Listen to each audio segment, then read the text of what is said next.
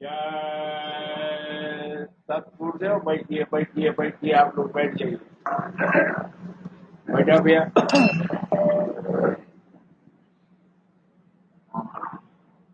जय जय। ठीक ठीक। जय। बैठा। जय। बैठिए बैठिए आप।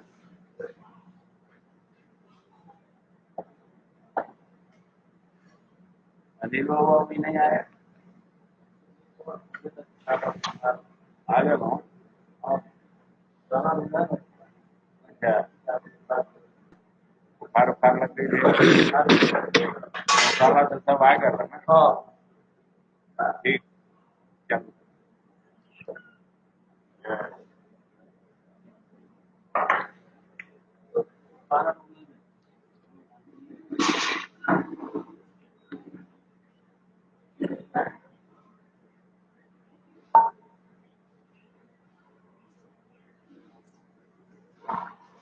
जय। ठीक। जय। बुखार लग गई है। अच्छा, दवाई लेना।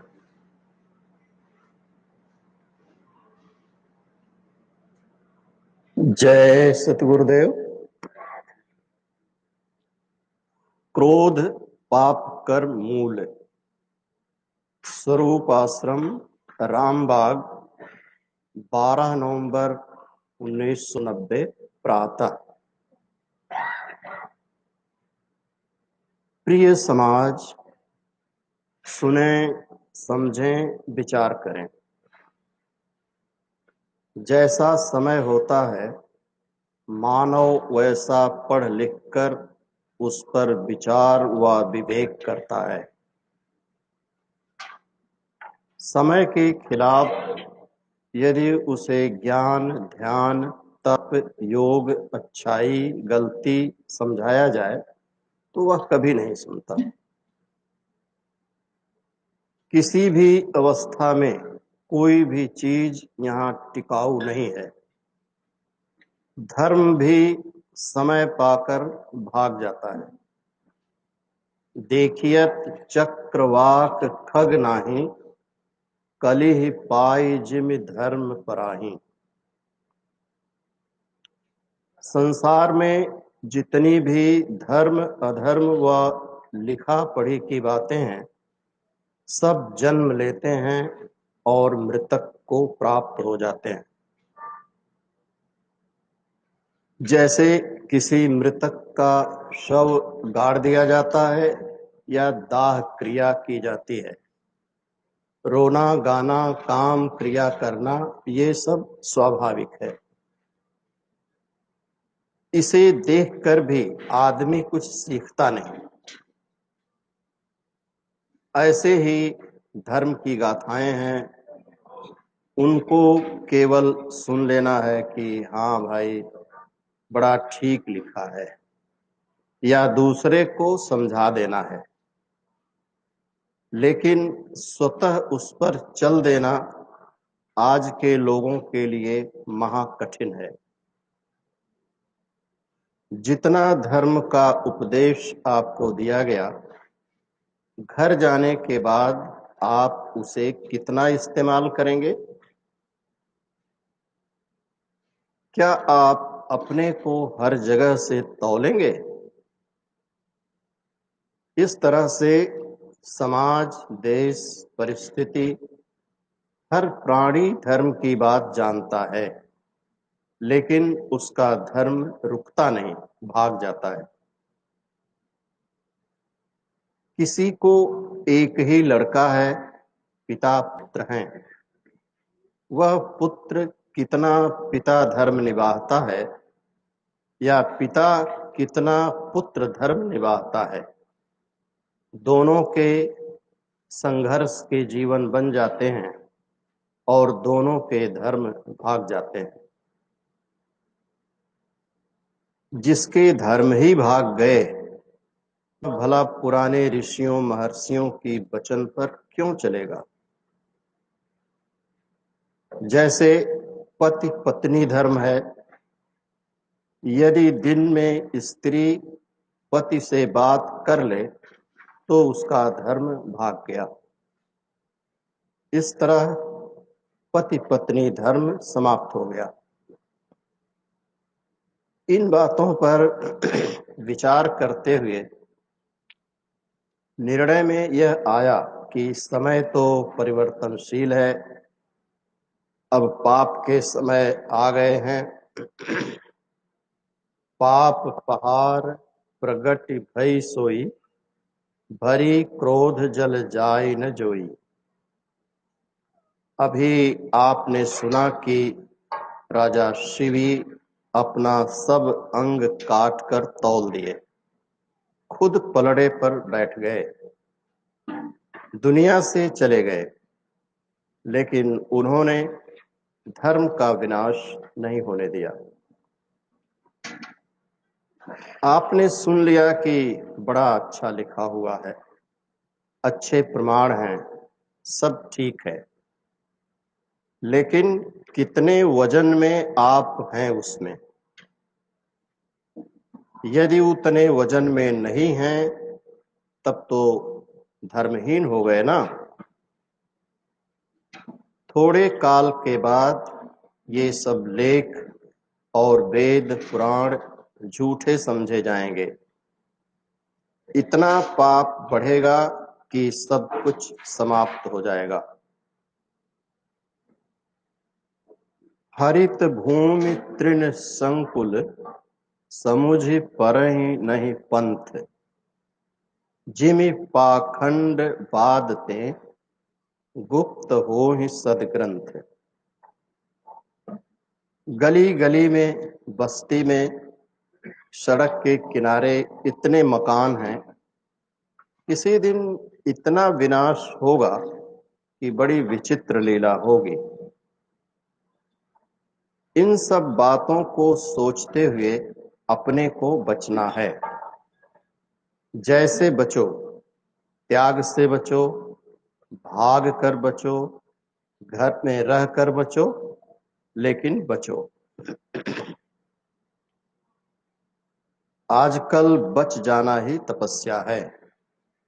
मानव केवल बच जाए काम और क्रोध से तो उसकी तपस्या पूरी। जितना बड़ा दुश्मन कामदेव है उससे बढ़कर क्रोध है। क्रोध वाले मानव का संसार समाप्त हो जाता है। लखन कह्यो हंसी सुनहु मुनि, क्रोधु पाप कर मूल। जेहि बस जन अनुचित करहिं, चरहि विश्व प्रतिकूल।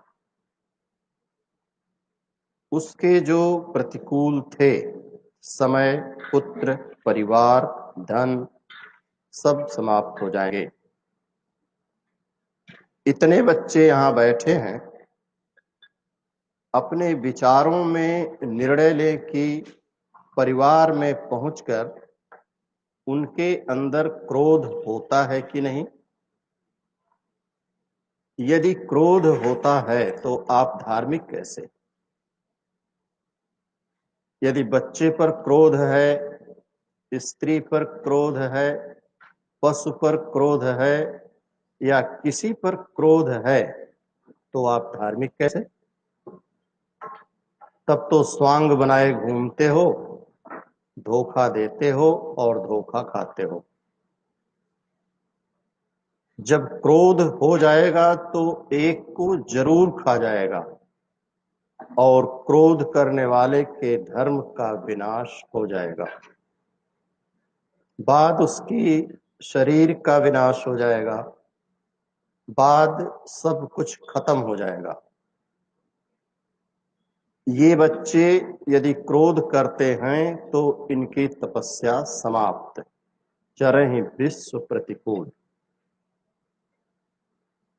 जिसे आप चाहते थे, किसी के पुण्य प्रताप से वह आपके सामने आया, शादी हुई, पुत्र की बड़ी इच्छा है, लीजिए पुत्र, ले लीजिए, आपके इच्छा की पूर्ति हो गई। लेकिन जब वही पुत्र सयाना हुआ तो आप उसी पर क्रोध करने लगे।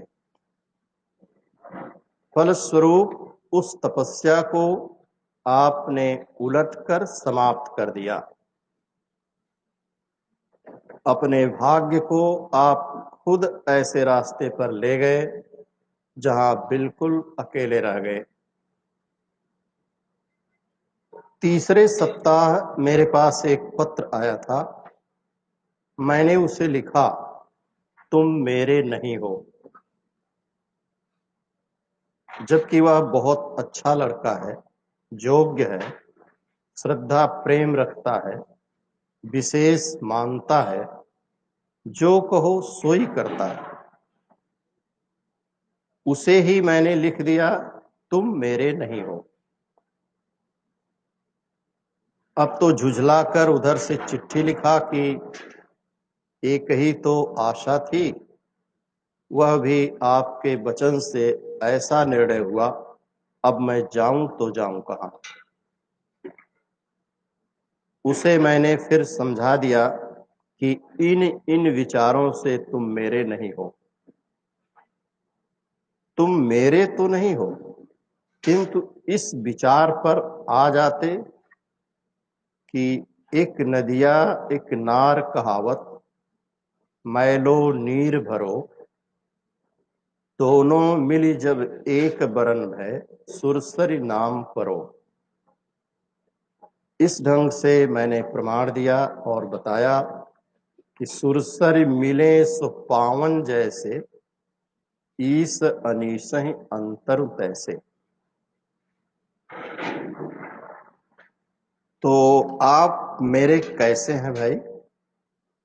जब आप क्रोधी ही हैं तो मेरे कैसे? दिल्ली तो दूर है। दान पुण्य कीजिए, धर्म कर्म कीजिए, यह एक रोजगार है। इस रोजगार से यह फायदा होता है कि आपके कुछ गड़बड़ सड़बड़ दिन आ जाएं, या आप पर कोई आपत्ति विपत्ति आ जाए तो ये आपकी सहायता कर जाएगा। अन्नदान आप इसलिए करेंगे कि आपके दूसरे जन्म की अच्छी तैयारी हो जाए।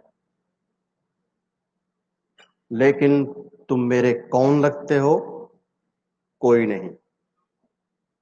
इसीलिए कह देता हूं कि तेरे मेरे बीच हिसाब है, शुभ और अशुभ कर्मों का हिसाब है। जब हिसाब होने लगेगा तो लेन देन की बात आएगी। एक लेने वाला, दूसरा देने वाला। हिसाब देना ही पड़ेगा। यदि हिसाब नहीं देना है तब तुम सीधी तैयारी कर सकते हो। सुरसर मिले सो पावन जैसे। तुम सीधे सुरसर में मिल जाओ।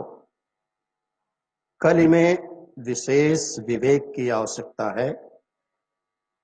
भगवान राम ने विभीषण को बताया, बल विवेक दम परहित घोरे, क्षमा कृपा समता रजु जोरे। कलि में विवेक करने और होता है। हम दिल्ली से पैदल चलकर बरहत्तिल तक आए हैं। 15-16 दिन बाद हम घर जाते थे, रात में सोते थे और सवेरे उठकर गोजी कंधे पर रखते थे। सूर्योदय होता था तिरछी पोखरा पर, जहां मर मैदान दतवन कुल्ला नहाना धोना होता था। वही आदमी आज रेल पर नहीं जा सकता। यही शरीर है, शौक बस नहीं, अब इसमें बल नहीं है। ये बल क्यों नहीं है? अरे तुम लोगों ने मेरे जीवन को बर्बाद कर डाला और तुम ही लोग हो कि मुझे अमर कर सकते हो। तुम ही लोग हो कि मेरी बदन का एक रोआ न हिले और तुम ही लोगों की वजह से मेरे हाथ कपते हैं, मुंह का चावल छिटक कर जमीन पर चला जाता है। बात तो समझो। तुम परिवार हो, पुत्र हो ना।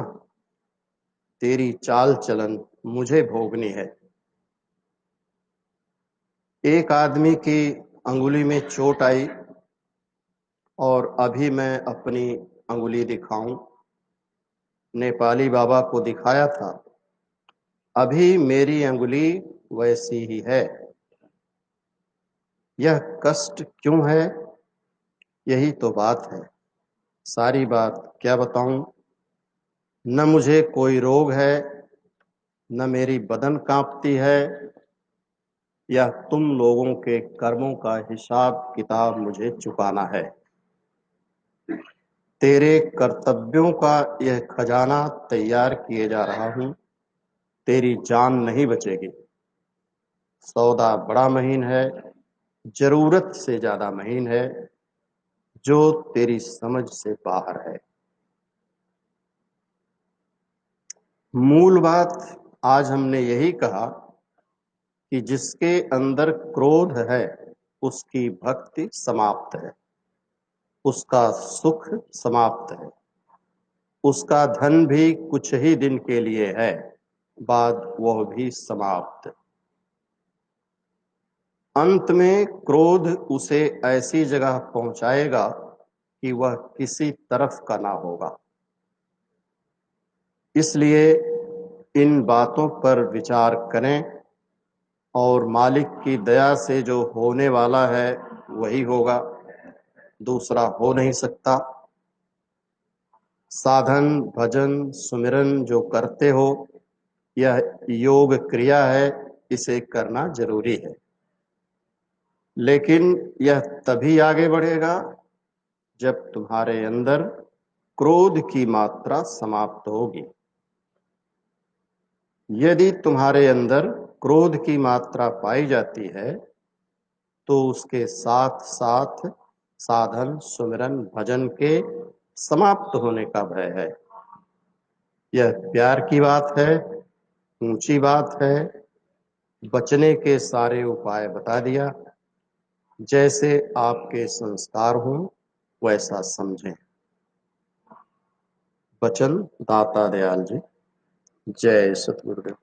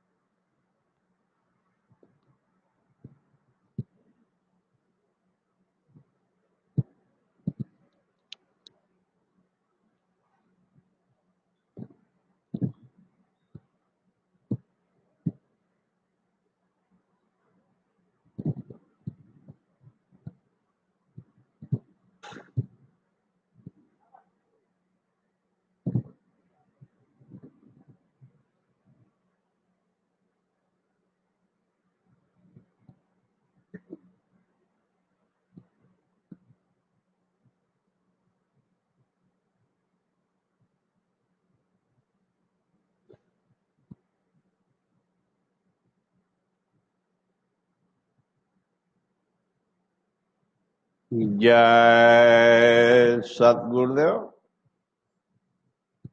अभी हम समाज दाता दयाल जी के सत्संग वचन, जो कि रामबाग में सत्संग हुआ, सत्संग में दाता दयाल समझाए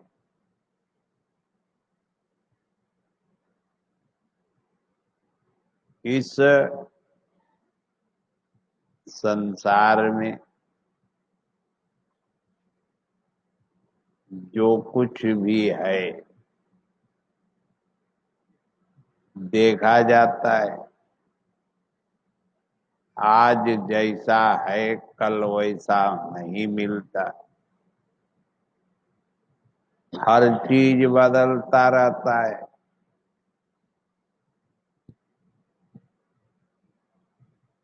हर चीज बदलता रहता है। आदमी आदमी बदलता रहता है।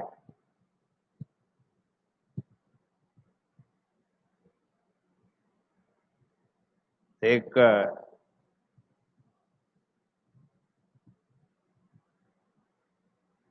कहने वाले ने कह दिया कि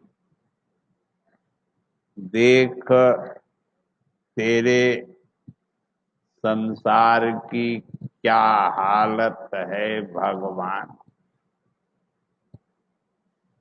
सूरज न बदला, चांद न बदला, न बदला आसमान। कितना बदल गया इंसान।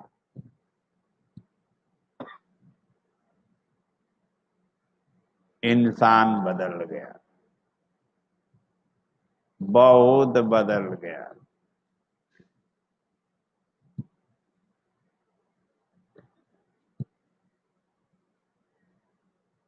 बहुत बदल गया।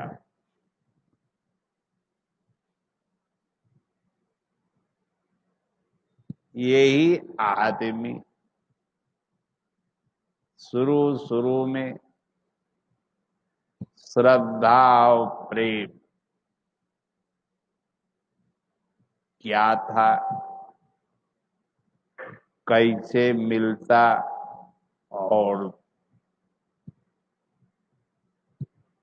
क्या कहता, क्या सुनता था। अब वही आदमी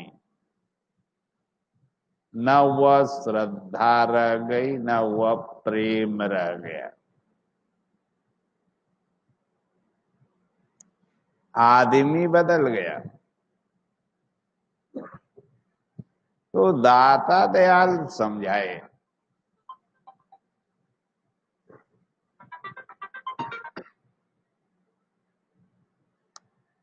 कि संसार में रहो जैसे जल में कमल रहता है, जैसे जल में कमल रहता है, जल से ही उसे जीवन मिल रहा है, फिर भी उसके ऊपर जल अगर डालो वह लेस मात्र भी गीला नहीं होता, सूखा का सूखा ही रहता है। इस पर नानक देव महाराज बताए कि ज्यों जल कमल निरालम, मुर्गा भी निशाने, शब्द सूरत भव सागर तरिए नानक नाम बखाने। जैसे जल में मछली पकड़ने वाले पक्षी डुबकी लगाते हैं, मछली पकड़ लेते हैं, फिर सूखे परों से उड़ जाते हैं, पर नहीं झाड़ते। वैसे ही कमल है, कमल के पत्ते के ऊपर पानी डालो, लेस मात्र भी गीला नहीं होता। ऐसे ही हमें संसार में रहना है। तो रहना है तो दाता दयाल समझाए कि बच के रहो, अपने आप को संभाल के रहो। तो राग, देश, तृष्णा, अहंकार, मद, मत्सर तुम्हारे में है, लेकिन उससे समझ के काम लो। समझ के काम लोगे तो तुम हंसोगे नहीं। क्रोध आया, अब क्रोध के बस में हो गए।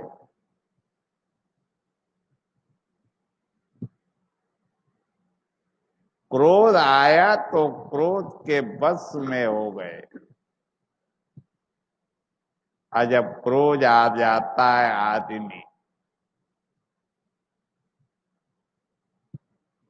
अनाप शनाप बकना शुरू करता है, गाली भी देता है, किसी को मार भी देता है।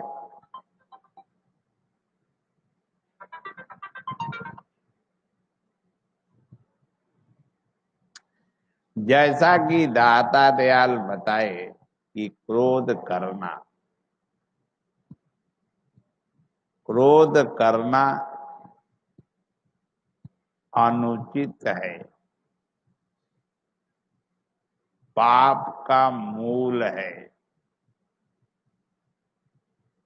यही बात कबीर बता गए कि किया कराया सब गया।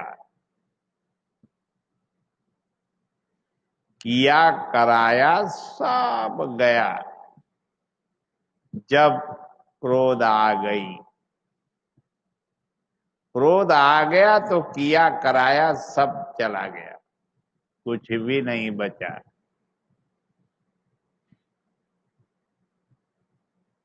क्रोध करो, क्रोध करो तो बनावटी, देखने वाला कहे कि बड़ा ही क्रोधी आदमी है, लेकिन तुम्हारे अंदर यह रहेगा कि जिसके ऊपर तुम क्रोध कर रहे हो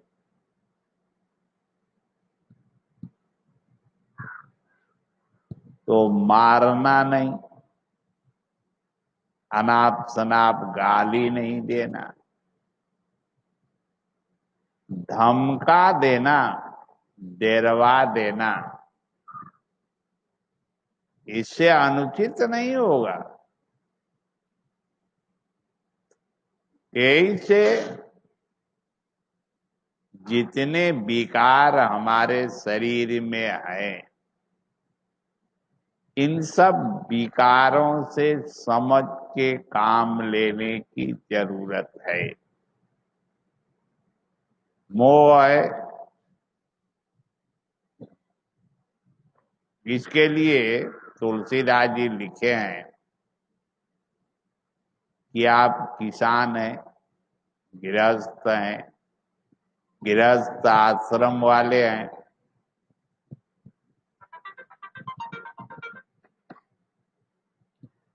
तो कृषि निरावे चतुर किसाना धीमी बूद तजे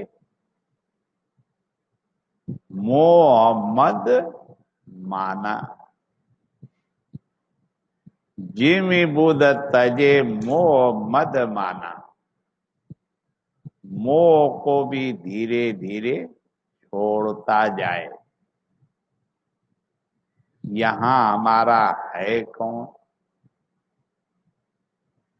कौन हमारे साथ आया और कौन हमारे साथ जाएगा। न कोई साथ में आया न कोई साथ में जाता है। यहां हमारा कुछ है नहीं। जैसे अभी आप दाता दयाल जी के वचन सुने, तुम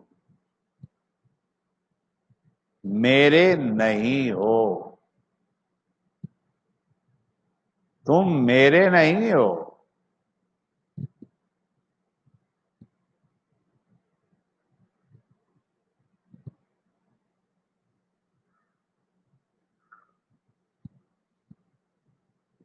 लेकिन तुमने आज तक सत्संग सुना तो अब तक समझा क्या।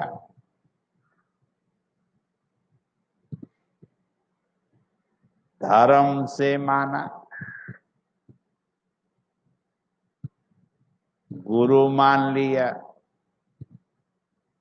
तुमने अब तक हमको अपना तो माना नहीं। जब तुम हमको अपना मानता तब तो तुम मेरे हो जाते। तुम तो गुरु मानता है, भगवान मान लेता है, यही से तुम मेरे नहीं हो, ऐसा दाता दयाल बताए। इसलिए संसार में रहो, कमल के भांति रहो, किसी से सटो मत, किसी को अपना मत मानो, कोई अपना है नहीं। जैसे आप जानते हो सत्संग में प्रमाण दिया जाता है, जैसे एक नौकरी करने वाला बैंक का कैशियर है, 8 घंटे ड्यूटी के अंदर वह करोड़ों का वारा न्यारा करता है, लेकिन वो जानता है इसमें मेरा कुछ भी नहीं, फिर भी हिसाब पाई पाई का रखता है। हिसाब में गड़बड़ी नहीं करता, गड़बड़ी कर दे तब तो तलब हो जाएगा। जब तलब हो जाएगा तो फिर जवाब देना पड़ेगा कि क्यों हिसाब में गड़बड़ी हो गई। लेकिन वह कैशियर 8 घंटा ड्यूटी के बाद अपने गंतव्य स्थान को जाता है। अब उसको यह ख्याल नहीं रहता कि बैंक में क्या होता होगा, कहीं डकैती पड़ती हो, कुछ हो रहा हो, कोई भी ख्याल नहीं करता। एकदम ड्यूटी से निकला, अब बैंक का ख्याल उसको नहीं रहता। ड्यूटी ऐसे ही परिवार की भी एक ड्यूटी है, एक कर्तव्य है। कर्तव्य का पालन करो, ड्यूटी करो, लेकिन कोई अपना है नहीं। अपना किसी को मानना ही नहीं है। अपना एक है तो गुरु है। गुरु के अलावा अपना यहाँ है कौन? गुरु है तो हमारा इष्ट है, गुरु है तो हमारा मार्गदर्शक है, गुरु है तो हमारा राम है, गुरु है तो हमारा हरि है। इसलिए बचो, संसार वालों से बचो, परिवार से बचो, किसी से क्रोध मत करो।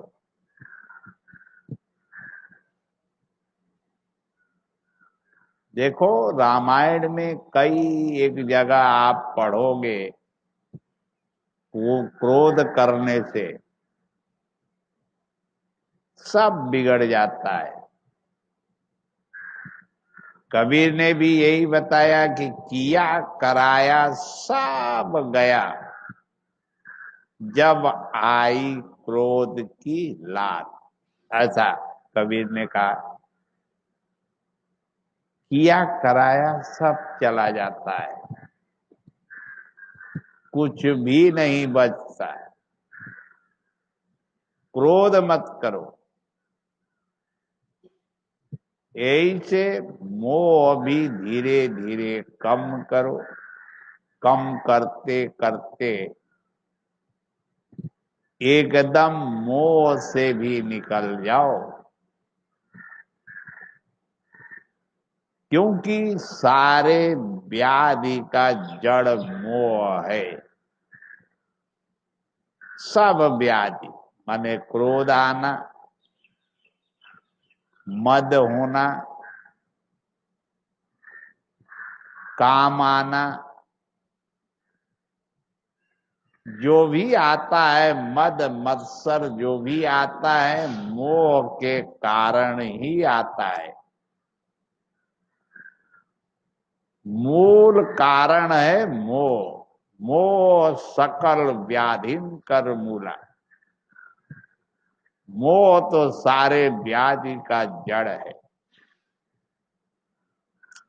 इसलिए जीमी बूद तजे मोह मद बाना।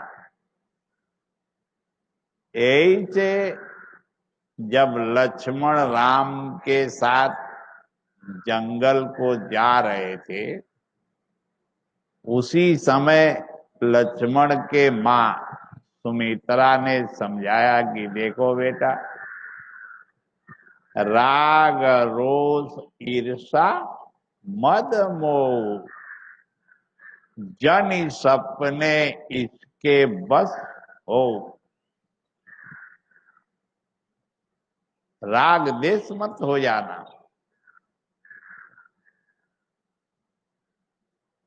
किसी से जलना, ईर्षा मत करना। राग, रोष, ईर्षा, मद, किसी बात का घमंड नहीं होना चाहिए। ऐसे सुमित्रा ने समझा के लक्ष्मण को छोड़ा। हेलो, हेलो, हेलो, क्या हो गया भाई?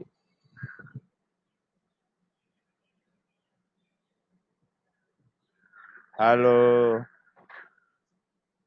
हेलो,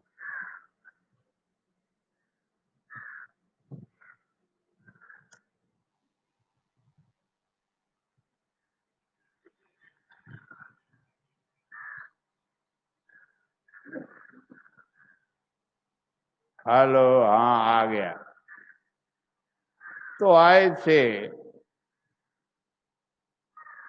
सभी संत महापुरुष, जैसे कबीर ने बताया कि किया कराया सब गया, जब क्रोध आ गया तो यही बात दाता दयाल समझाए कि क्रोध मत करो, क्रोध मत करो।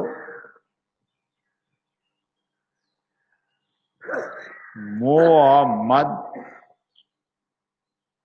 मान, बड़ाई, मान बड़ाई को छोड़ना है।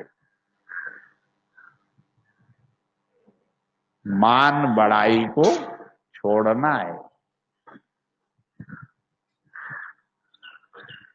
क्रोध को धीरे धीरे, जैसा बताया जाता है,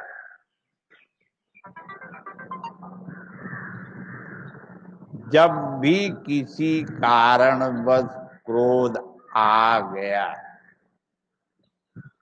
उसे बर्दाश्त करके वहां से हट जाओ और जाओ 2 गिलास पानी पी लो।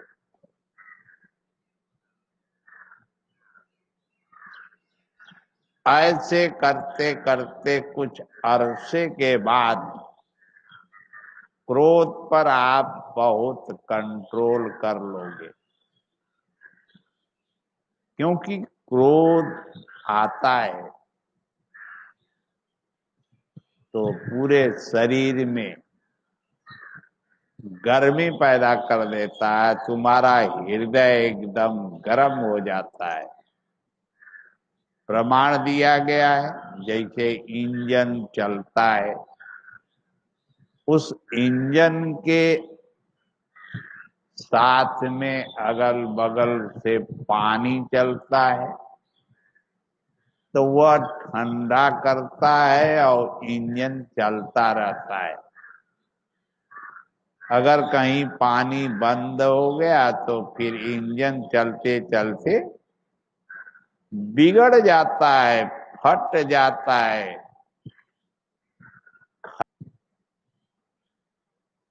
ऐसे ही ये हमारा हृदय भी एक इंजन है। जब क्रोध आए तुरंत 2 गिलास पानी पी लो, देखो तुम्हारा क्रोध धीरे धीरे शांत हो जाएगा। ऐसे क्रोध, क्रोध पे कंट्रोल करने का काम, किसी कारणवश किसी के ऊपर क्रोध आ गई, हट जाओ, वहां से हटो, जाओ 2 गिलास पानी पी लो, देखो तुम्हारा क्रोध धीरे धीरे शांत हो जाएगा। इसीलिए दाता दयाल समझाए, बचो, आए हो तो जाना भी है, रहना तो है नहीं। न कोई साथ में आया, न कोई साथ में जाता है, न कुछ लेके आए हैं, न कुछ लेके जाते हैं। यह शरीर फिर कट गया भाई, कहां से कट जाता है?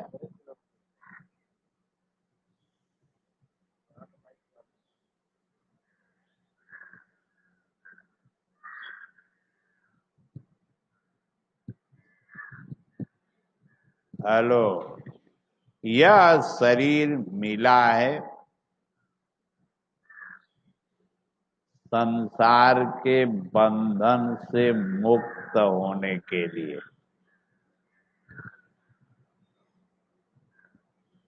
यह साधन का धाम, तुलसीदास जी बता रहे हैं कि यह शरीर साधन का धाम है, लगा हुआ है। इस शरीर के द्वारा मोक्ष को प्राप्त नहीं कर पाए, फिर आपको शरीर धरना पड़ेगा। इसलिए इस शरीर से विषय कमाने के लिए तुलसीदास जी ने मना कर दिया कि तुम इस शरीर से विषय मत कमाओ। नर शरीर, नर शरीर यह बड़ा बेशकीमती शरीर है। सृष्टि में सबसे ऊंचा स्थान इसको मिला हुआ है। सृष्टि में सर्वश्रेष्ठ नर है। नर के ऊपर केवल नारायण है, नारायण के नीचे सारे सृष्टियां हैं। इसलिए बस साधन करो,